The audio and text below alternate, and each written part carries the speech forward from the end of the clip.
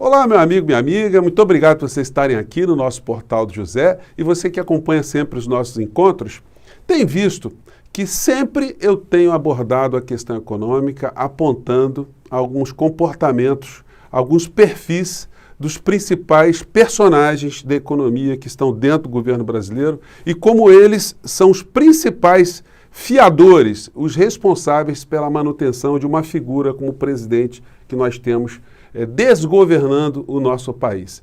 E hoje estão vindo à tona mais situações absolutamente imorais, ilegítimas, antirrepublicanas e incompatíveis com qualquer tipo de governança ou qualquer tipo de governo democrático ou governo que se volte a interesses públicos. Mais uma vez, o personagem Paulo Guedes eclode no meio de muitas situações e esse personagem que eu venho falando há tanto tempo aqui. Gente, é complicado você lidar com pessoas que estão como altas autoridades da República e são muito poderosas. E como a gente vê, são pessoas que não têm nenhum tipo de zelo moral ou zelo ético. Mas, como cidadão, estou pagando, junto com todos vocês, essas figuras para cuidar do nosso país e não para ajudar a nos assaltar. A gente vai falar um pouco mais disso, tem situações muito interessantes que você não verá pelos grandes meios de comunicação, que também tem uma parcela no meio dessa história toda e não esperem deles algumas coisas que nós vamos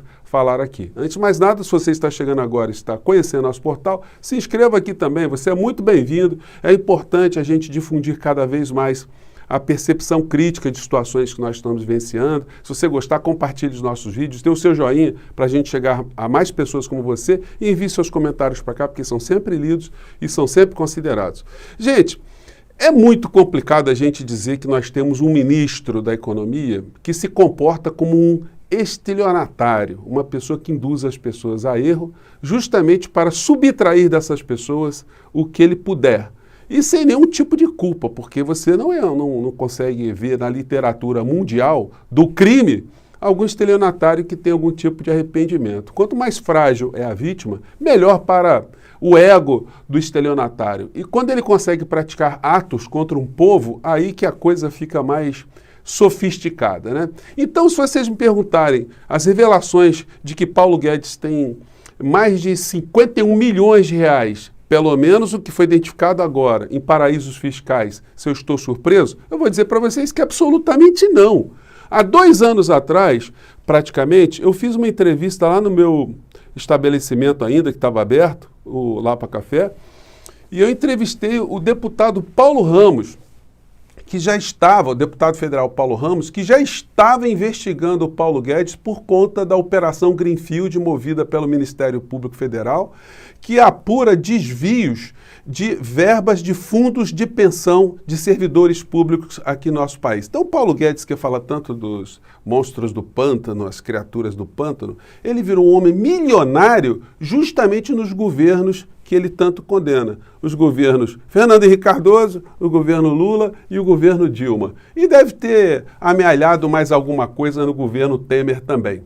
E sem prejuízo de outras granas, outras verbas que possam ter sido depositadas nas suas contas em paraísos fiscais, já que isso não é auditável aqui. O cara declara, como é que a gente vai saber se é verdade ou não? Teríamos que ter acesso aos extratos dessas movimentações fora do Brasil. Agora, o que explica o Paulo Guedes ter mandado quase 10 milhões de dólares numa tacada só para um paraíso fiscal? E mais, por que ele não investe dinheiro aqui no nosso país? Por que ele guarda dinheiro fora? Ele não acredita no que está sendo feito pelo governo Bolsonaro? O que tem de história a ser revelada no meio disso tudo? Bom, eu vou botar aqui, gente, para vocês, vou botar o link dessa entrevista que eu fiz com o deputado Paulo Ramos. Mas preste atenção só nesse trecho aqui que vocês vão ver coisas aqui muito interessantes. Deixa eu melhorar o volume aqui. Vamos lá. Assim, na economia, de um modo geral, uma espécie de trombadinha. Vivia de pequenos expedientes. Um fundo de investimento aqui, um fundinho de investimento ali, captando recursos no BNDES, às vezes recursos menores, mas que, de repente, se transformou numa figura de grande relevância. E aí comecei a investigar. As pessoas jurídicas das quais ele participou e participa as relações pessoais e relações empresariais dele, me levando à conclusão de que ele está incompatibilizado para ser ministro da Economia. Quer dizer, o teu papel é um papel absolutamente republicano, né? Não é nada pessoal, enfim. Colocar os pingos nos is, como numa república democrática as coisas devem ser, né? Diz assim, conflito de interesse e a questão ligada à ética pública. Há conflitos de interesses e eticamente, ele está inviabilizado. Porque ele não só é alvo de várias investigações, ele responde a processos. E por que essa coisa está ocultada hoje, deputado? Ele acumulou tanta força, ou ele representa setores da economia tão poderosos, que ele está minimamente ou maximamente blindado. Eu, pelo levantamento que fiz, inclusive com documentos oficiais, o documento principal da Operação Greenfield, o principal investigado é o ministro Paulo Guedes. De que trata a Operação Greenfield? Recursos públicos, fundos de pensão, BNDES.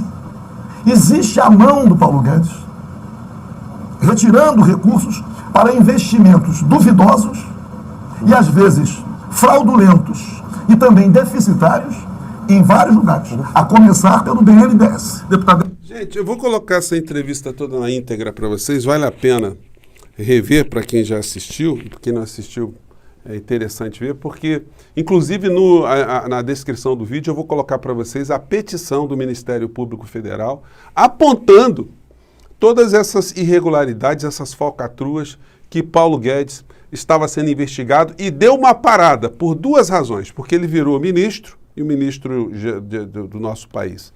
Ele adquiriu uma série de blindagens, uma série de imunidades, e também porque o senhor Augusto Aras desarticulou a Operação Greenfield, esvaziou de uma tal maneira que ela não pôde seguir mais adiante. E também por conta de todas as influências políticas que nós assistimos no nosso país, a Justiça arquivou, pelo menos temporariamente, esse conjunto de investigações envolvendo Paulo Guedes.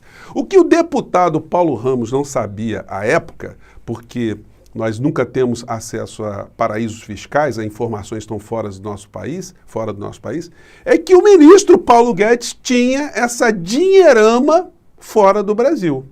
E mais do que isso, nós não sabemos se outros organismos depositam dinheiro ali por conta das transações todas que homens públicos ilegítimos, imorais e corruptos estão fazendo. Porque se vocês verem o perfil das pessoas que foram descobertas nesse processo investigativo de jornalistas do mundo inteiro, vocês vão ver pessoas com o pior perfil de honra, de moralidade, de licitude e que a gente encontra na humanidade. Gente, ninguém tem grana em paraíso fiscal, por mais que as pessoas possam dizer, offshore, posso abrir. Sim, mas não pessoas que lidam com administração pública, não pessoas que lidam com recursos públicos. Da onde veio a fortuna de Paulo Guedes? Então, isso tudo precisa ser mais aprofundado agora para sabermos para quem.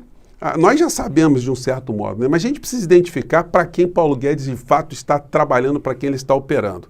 Quando vocês olham, por exemplo, o que acontece na imprensa de uma maneira geral, vocês vão ver por que tem algumas blindagens. O Paulo Guedes pertence ao Instituto Milênio, que é patrocinado, entre outras empresas, pela Rede Globo de televisão, as organizações Globo, e o Bank of America. Então, tem instituições como essa que unem os marinhos a Paulo Guedes. Então, hoje nos jornais, a gente vê esse tipo de cobertura. Primeiro, os jornais não dão destaque nenhum na capa, né?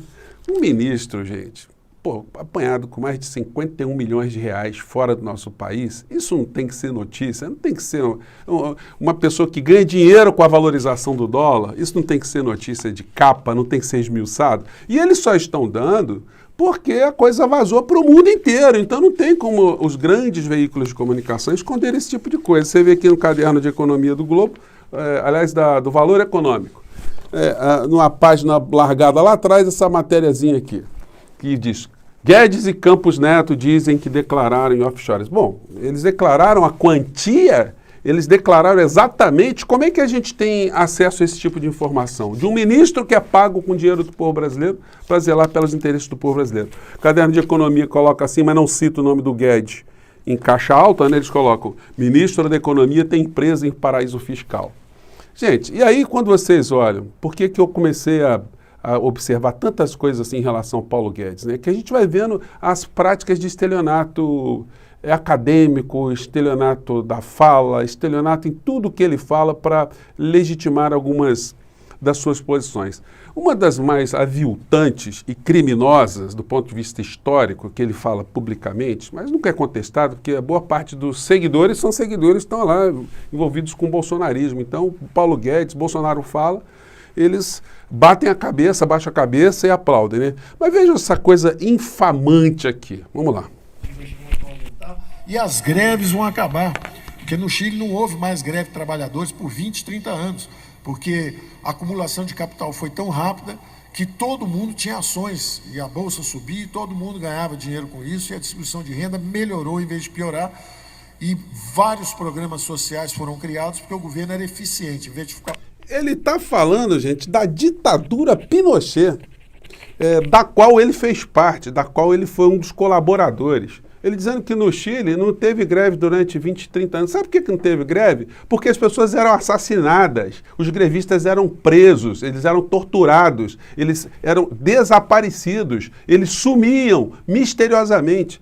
O número de pessoas desaparecidas e mortas pela ditadura Pinochet até hoje não se sabe ao certo. O que nós sabemos é que o Pinochet foi preso, e depois se descobriu que se tinha muito dinheiro também, coincidentemente, em paraísos fiscais e bancos norte-americanos. Com uma história muito caprichosa em muitas coisas, né? Então, mas eu acho muito aviltante, muito irritante a gente ter uma pessoa que fala esse tipo de coisa. Aqui mais uma fala estelionatárica de Paulo Guedes, dizendo que o trabalhador, o cara que entrega comida com caixinha nas costas, que esse cara também tem que ter o direito de fazer investimentos com o seu dinheiro. Observem aqui, gente, vamos lá. Que educa financeiramente, democratiza a poupança, acumula capital, transforma os trabalhadores em sócios do progresso e é a difusão do capitalismo popular. E é permitir que os jovens trabalhadores, também de baixa renda, possam gozar dos mesmos benefícios que os ricos, que é acumular o seu recurso a juros compostos, além dos investimentos em bolsa e etc. Quer dizer, os ricos capitalizam seus recursos, passam recursos de geração para geração, aos pobres você diz não, eles têm que viver da previdência. Que coisa edificante, né, gente? Então, como é que a gente não pode classificar esse tipo de fala como uma fala de um estelionatário? Mas tem mais, né? Eu poderia pegar mais, não vou nem colocar hoje a do gás, porque a do gás todo mundo já conhece. Mas para quem não conhece, vamos ver aqui a fala do Guedes falando em privatização, para que cada um de nós, cada um brasileiro, possa receber no final do ano 40 mil reais. É isso mesmo que você está vendo. Vamos ver aqui que você achar que eu não estou exagerando aqui. Vamos lá. Isso para a população brasileira também. Nós podemos fazer um programa de erradicação. Imagina alguém que está recebendo aí 200, 300 reais, 200 reais de Bolsa Família, e no final do ano, de repente, recebe 40 mil reais. O que são isso? Dividendos da Caixa Econômica, dividendos do Banco do Brasil, dividendos do BNDE, mais a venda de 2 ou 3 grandes estatais.